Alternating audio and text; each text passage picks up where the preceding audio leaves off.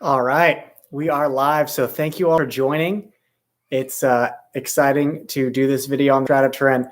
I'm doing this because there was a big resurgence of skepticism toward the Shroud. Obviously, every time Easter rolls around, people are looking into the Shroud of Turin. So I put out a video 2 or 3 weeks ago just stating what Ray Rogers found and how what was tested with the carbon-14 date was not the actual part of the Shroud. So what I want to do first, for anyone watching that may think this is crazy, I first want to quote the scientist from Oxford who made a statement on the Shroud.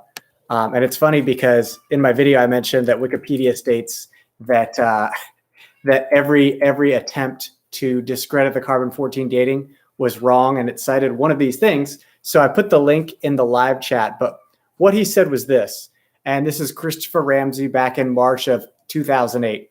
He said, "There's a lot of other evidence that suggests to many that the Shroud is older than the radiocarbon dates allow, and so further research is certainly needed."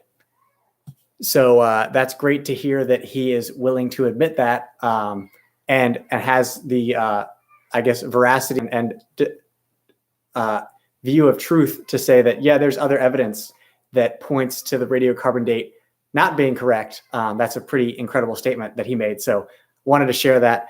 I see you guys are starting to put in some comments there, so feel free to put in any questions. But the first thing I want to say is that I've been really amazed to see how many people have, without even probably watching the full video, said, yeah, the Shroud's a fake. And not to say that everyone can think what they want, right? But it's really amazing that so many people, without even looking into it, without even reading the science of it, will just discredit it. So that is that's been kind of unfortunate because I'm not a pro by any means. I studied engineering, but I'm not a physicist or whatnot. But to read what these physicists wrote, and in working on this movie, I'm going to be speaking with the physicists. So hopefully one day we can actually do something on the Shroud of Turin, because it's something that I've always been really impressed with. But the question really comes down to, who are you going to believe? Are you going to believe like Barry Schwartz, for instance, Ray Rogers, like these people that were actually on the team that did this research, or just some skeptic that has no physics background or technical expertise that says, "Oh no, this is fake"? That's kind of where I'm at. Is like I choose to believe in those that firsthand worked with the Shroud, that published in peer-reviewed scientific journals. Just today, I was listening to a thing by Barry Schwartz. I'll put the link in the description of this video once I'm done, where he said there are now 4 peer-reviewed scientific journals that question the date of the Shroud of Turin. So it's amazing to see that, and really just goes to show that there is more than that. So for those that are watching that think, oh, the carbon dating was spot on, this guy Ray is crazy, and everyone that would even question that, that's what I wanted to address up front. I think the other thing too is that all of us, whether we believe, like not even believe in the Shroud, whether we believe in God or not, we have to be open to the evidence that is shown. So I think it's easy to be like, oh, well, they don't like the Shroud, or they're a skeptic, so I don't want to listen to what they say. I think we need to listen to both sides, and that's what I've tried to do. So I'll eventually do a follow-up video. People said that there was a peer-reviewed study by this guy Galascari, where he said the way the blood patterns worked, that wouldn't have been legit. So I'm going to do a video on that at some point. Oh, Joe Marino's on. Awesome. So Joe Marino wrote a 600-page book on the dating of the Shroud of Turin. So Joe, I got to have you on sometime so we can go into this in detail. 600 pages he wrote this book. And him and his wife were actually the ones that had Ray Rogers look into the Shroud for to look into whether the carbon dating was accurate, or not accurate, but the piece was accurately taken. So addressed carbon dating, addressed that people will quickly dismiss it without looking into it. We always got to try to guard against that. And really, I made that video about a year ago. Something, again, I want to say is that the first point was that a replica cannot be created. Some people said, okay, well, we can't recreate Stonehenge or whatever. Therefore, like, do we think that that's, supernatural or something?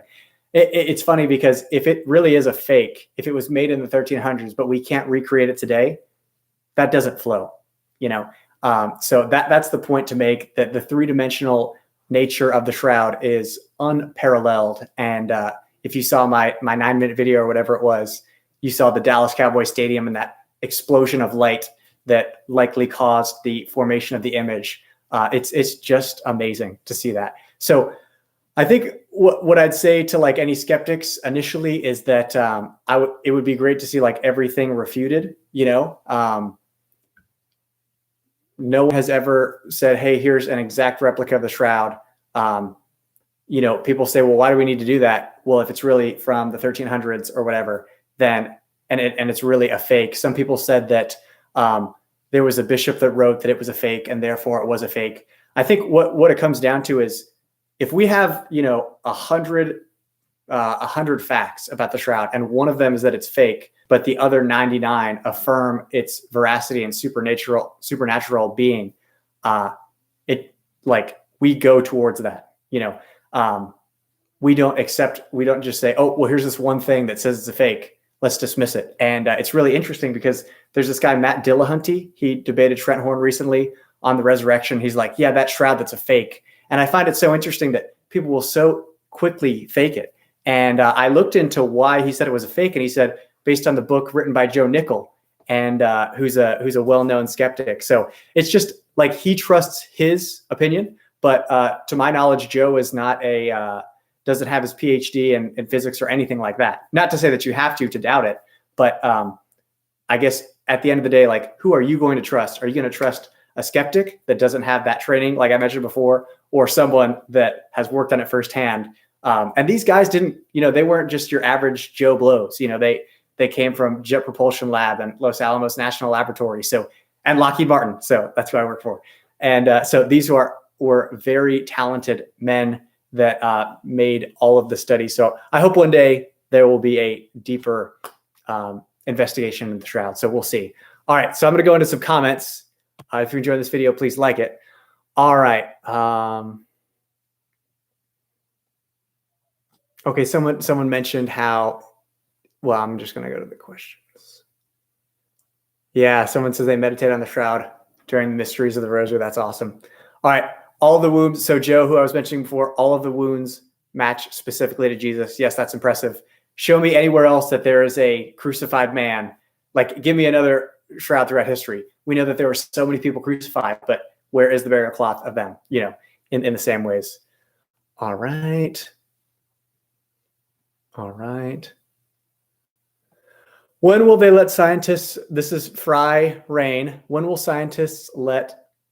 they let scientists retest another piece of the cloth for a date? So what I've seen is that in the 80s, Pope John Paul was asked if they could test it again, and unfortunately he said no. So I really, that's unfortunate, but if I were the Pope, I would definitely do that, because the Pope is now the owner of it, even though the first one, the Pope wasn't the owner at that time. All right. All right. Oh, Joe Marino. Okay. There are actually 9 peer-reviewed papers that challenge the 1988 dating. I just wrote an article. I'll post a link in a minute. All right. Thank you, Joe. And the book is actually 800 pages. So this is what really like blows my mind, is that people will like in a comment say it's a hoax or it's a fake. And then we got people like Joe Marino here writing 800-page books to address the thing that basically discredited it to the world. So Joe, thank you for your hard work on that. All right. Forensic evidence. Someone said forensic evidence is strong. How could a middle-aged faker do all this? No way. This is Gabriel. So I'm not even going to try the last name. Yes, I agree. The forensic evidence is pretty amazing. So that's also in the video. And I'd love to go into more stuff on that someday. So we'll see. All right. Yeah. The Zebedee 12, a 14th century forger, knew to put pollen from the Levant and Turkey before creating this in Turin, Italy. Right. Exactly. So that was another thing, is the pollen grains. That was pretty impressive. So again, if there's a fake, do all of this stuff and show it. Like, if this is fake, replicate it and just show how it could be forged. All right. Okay. All right. Also, so Fry said, also, isn't the carbon dating unreliable?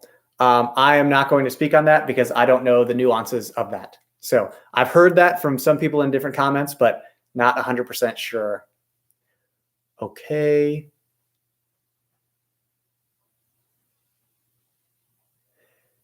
Yeah. Luke Williams said it would be interesting to see how the Shroud skeptics explain how a medieval artist would fake the nails and the side wound. So this goes to like a critical element of this is that the Shroud of Turin, the skeptics that and I've looked, if you guys know like videos where skeptics actually like walk through each of these points and show how this could be forged, please send it my way, because everything that I've seen from skeptics is very like, oh well, of course that's a fake. They did carbon dating. This bishop said that it was a fake. They don't go into all of that. Some people say, well, it wasn't proportional. His arms looked too long or things like that. But there isn't any like study to back up what they're saying. So that's an area that I really struggle with, is that if it's a fake and there's all these things that make it fake, talk about it so that we can see how it's fake. Okay. Yeah. The Zebedee 12. That's 99 things that show the truth, but one sketchy piece that confirms your own assumption comes up, and that's all you focus on. That's exactly it. But literally, guys, go through the videos. If you want to go through the comments, fake, forgery, hoax. These Christians just make up all this stuff. It's really, it's surprising how, if we really want to be humble, at least say like, I don't know. But people will so quickly discredit it without realizing the rigor and the time and the money and the science that's gone into the Shroud. It is amazing. So I would hope one day to make a movie on it. That would be really cool. Kind of like the movie I'm making now. So we will see. All right. Oh, hallelujah. Hello, good evening. Okay. Oh, awesome. Hugh Fire. I'm a skeptic. What would you like refuted? I think I could make a good Shroud today, given medieval materials. All right. Well, that would be great. Okay. And he said something. Why must peer-reviewed papers querying the radiocarbon date be right and peer-reviewed papers defending the medieval origin be wrong? Well, that's the point, is that there are like, Joe, how many peer-reviewed articles are there on the veracity of the radiocarbon dating?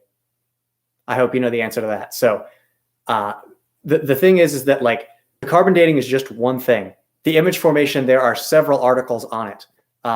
Even articles like back from the 70s when they first looked at it, and they said they were just amazed to see like this three-dimensional nature. So put the dating aside. Let's just look at the nature of the image.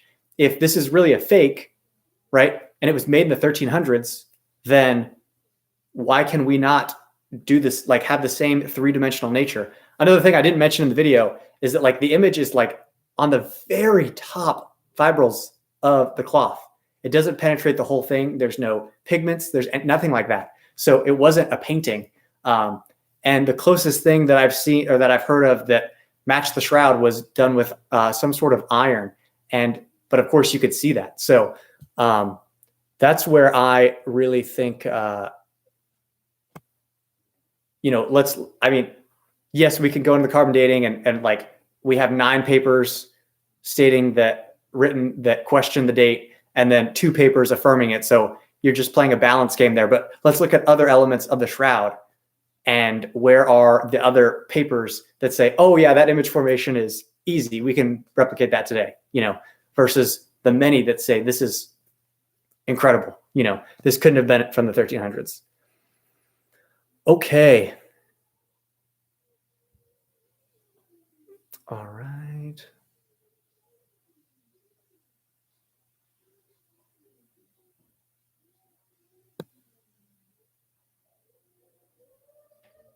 Okay.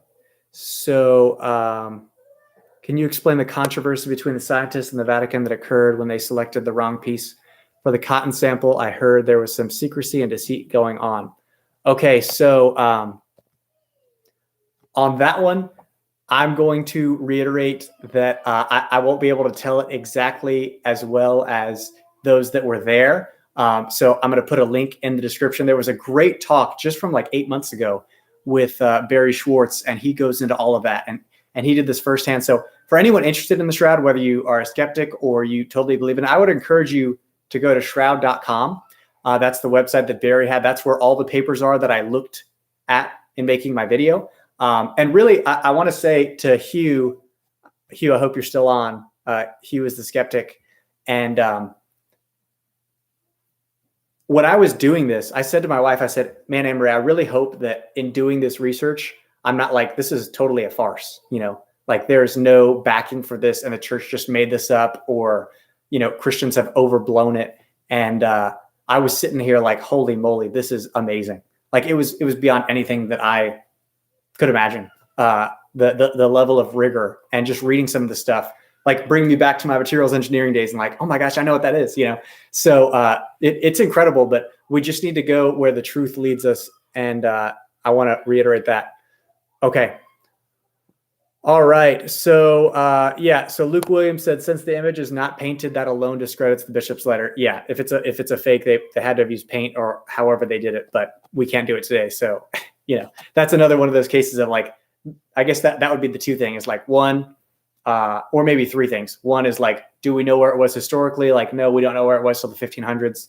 Two, there was a bishop that said that it was fake. Three, the carbon dating. So, but then all these other things that point to its authenticity. Okay. Sean Kraft said, are you a Jesuit? I'm not a Jesuit. I am married with 2 kids and hopefully more someday soon, right? Okay. All right. Joe said, but out of the 9 that are in favor of the dating, 6 are authored or co-authored by individuals who took part in the dating. That is impressive. Okay. James Mondock said, I'm just going to read this because it's kind of funny. If Jesus appeared right in front of a skeptic, he would say that he smoked too much weed and was seeing things. That'd be interesting. I don't know if everyone would, but yeah. Okay. All right. Okay. Yeah, Hugh. Okay. Okay. All right. Yeah. So I don't know if you can hear my sons. They're falling asleep, but not too well. So I want to go more in detail on this, and so if you guys will at the end of this, like type in some questions in the comments for questions I didn't address. I just wanted to really quickly go through, the first of all, carbon dating, and how even the person in Oxford said there are other things that point to the date not being accurate. The quick dismissal of so many. So hopefully I'll come through and make a video where, lighting is better and there's visuals and whatnot, so that you can share it with other people. Cause I think that's something we need to think of is, if we're like what kind of ask the question, like, who do we trust? But at the same time, like, why would I so quickly dismiss something without looking into it at all? Why would I, because I think that's really a good question for all of us is if, people so quickly will discredit things without actually looking into it. I know everyone can't read these things and people don't have time and whatnot, but when there are people that spend so much time and have the degrees and worked on it. And like, I think Barry Schwartz is like the greatest living example. He was a skeptic, didn't believe in it until like 20 years after he looked into the Shroud. And that was, he eventually like now defends it and goes around the world speaking about the Shroud. So to me, that's a really incredible witness, and one that, in addition to the science matching up, those that could properly interpret it are in support of it. So I would kind of go that way any day. So I am going to sign off now, right under 20 minutes. So I really appreciate you guys joining me tonight. Feel free again to type in those comments. I'll put the link to the video I mentioned before, where Barry Schwartz goes into all of these questions, the carbon-14 dating, what happened with the sketchiness of the laboratories and how they were originally supposed to be 7, but then they were only 4. So yeah, and I think that you'll enjoy that. So hope you all enjoyed this video. Again, I'll be coming out with another one that is like short and condensed that, kind of gets to so many of these points. And yeah, maybe we'll have another live soon based off of those questions. So feel free to leave those and we'll go into that more. So have a blessed day and God love you.